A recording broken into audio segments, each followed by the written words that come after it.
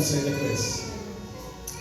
Uwiteka Imana yacu, duciye bugufi imbere yawe nawe. Urukundo rwawe rurahebuje, wakunze Adamu kurusha ibindi biremwa byose, umuha kuyobora no gutegeka ibyo waremye. Ariko umwanzi Satani kuko icyamuzanye ari ukwiba no kwica no kurimbura, amwaka agaciro yari afite, amwambura umwambaro w'icyubahiro, ashaka kugira ngo akorwe n'isoni, ashaka kugira ngo asebe. Ariko uyu munsi wa none ijambo ryawe ratubwira ngo Adamu wa mbere yazanye icyaha, ariko Yesu yazanye ubugingo.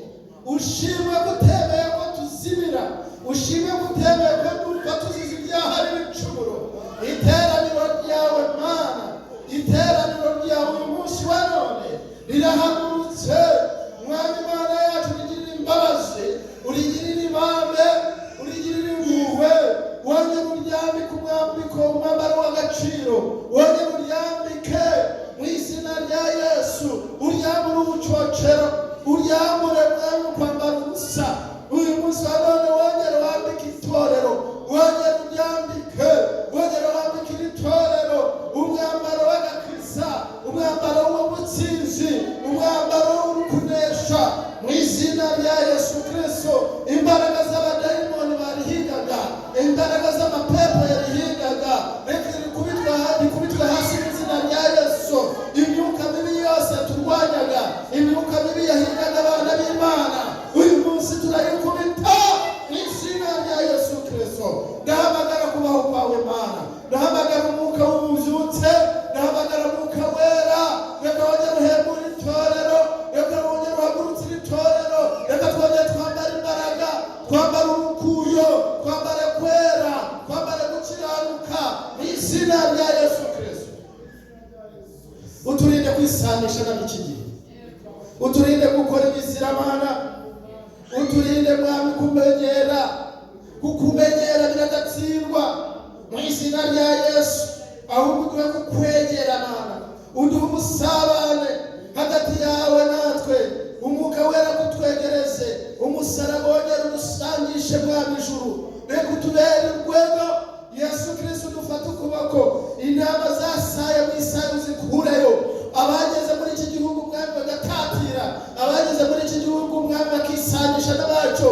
Imbaraga zawe zibohora zibamanukire, imbaraga zawe zikiza zongera zibamanukire mu izina rya Yesu Kristo. Mwami bareke kwishushanya, bareke kwisanisha mu izina rya Yesu. Basubire ku gicaniro, basubire ku rufatiro rwa Yesu Kristo. Uwiteka Imana, wakoze kubabarira abantu bawe ibyaha, aho bacogoye bose, aho bagenda baseta ibirenge hose, wongere ubinjize mu imbaraga, wongere ubahagurutse. Ijambo ryaramwanga abasore bazacogora, ariko Mwami babakwiringe bazatubagira nk'ibisiga Mwami by'ibizuzi. Ndasaba kugira ngo wongere uhagurutse abantu hano, bahagurukane imbaraga, bahagurukane umwuka wera Mwami, batinyuke bakuvugire, bakwamamaze, batitaye ku bivugwa byose, kuko ariwe dukorera Mana. Watuzanye muri iki gihugu kugira ngo tugukorere, watuzanye muri iki gihugu Mwami kugira ngo tukwamamaze, watuzanye muri iki gihugu Mwami kugira ngo Mwami tukuvugire mu mahanga yose. Tugufitiye umwenda Mana, tugufitiye umwenda, ariko niwe wenyine wabishoboza kugira ngo tuwuvemo. Urakoze Yesu, urakoze, urakarama yuko abanyantege nke nabo bahaye imbaraga, rero ko Mwami bari bisuzuguye nabo wongeye kubasubiza ibyiringiro. Urakoze Mana guhembuye abarwanaga n'imyuka mibi iya nijoro, abo bose ndabasabira kuboko kwawe kubabohore Mwami. Abantu Mwami batsindagirwaga kuri batabasha kubyuka ngo basenge, uwo mugozi reka umunsi ucike mu izina rya Yesu.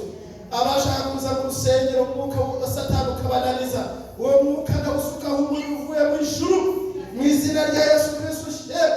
Mwami Mana, umwuka wo gupinga, uwo gupinga abakozi b'Imana, uwo ndawutwika mu izina rya Yesu Kristo. Data itorero reka ryongere Mwami ribashe kwambara imbaraga. Ndagushimiye Mwami, asante Yesu, urakoze kuhindurira abantu amateka. Mpagaze ahangaha Uwiteka Imana, ugira icyo ukora mu buzima bw'aba bantu busanzwe Mwami, ubahindurira amateka, ubagirire neza Data. abarwayi barimo, ukuboko kwawe kumanura, ukuboko kwawe gukiza kumanuke mu mibiri yabo, kumanuke mu ngingo zabo, kumanuke mu maraso, kwinjire guhindura ibintu mu izina rya Yesu. Bagira amagara mazima, bagira imibiri mizima, kuko Mwami Imana roho nzima, Mwami umwuka wacu tura mu mibiri mizima. Ngwino uture mu bantu bawe ari bazima, ubakize kuko ububasha bufite Yesu. Womore n'imitima ikomeretse, abifite ibikomere, abafite Mwami impagarara, abafite depression, abafite za pressure, abafite imihangayiko, abo bose Yesu bagirire neza. Urakoze data ko wumvise gusenga kwacu, urakoze kubambitse umwambaro mushya, urakoze kubambuye Mwami umwambaro Satani yabambitse. Abamwe Mwami barafite igisuzuguriro, aho bakomangaga basanga inzugi zikinze, ibyo bashaka gukora Mwami bikanga.